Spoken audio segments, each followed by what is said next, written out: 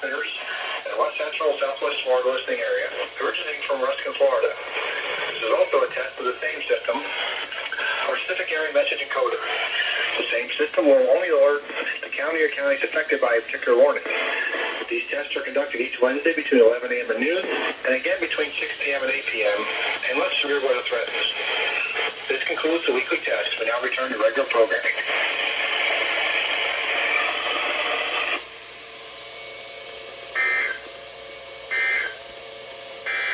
The Tampa climate summary for this evening, as of 5 p.m., May 18, 2022.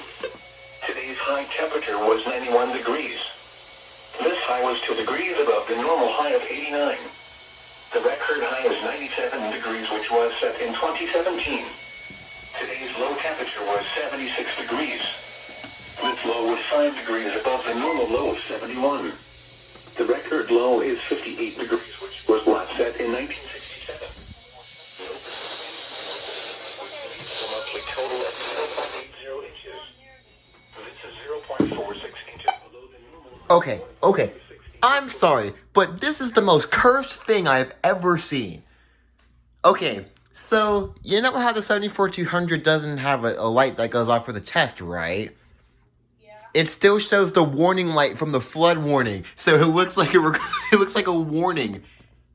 That is the weirdest thing I've ever seen. Well, I guess it's a required weekly test warning. Wow, there was a lot of fails. R1650 failed? Oh, that's why it failed. The record high for... Let's see, both 120s went off.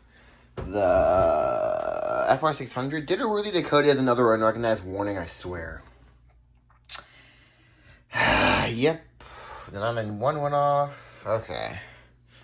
Did the Pineapple, though? Oh, come on, Pineapple. You were doing so good this morning. Bruh. Ugh. Well, that's still the most cursed thing I've ever seen.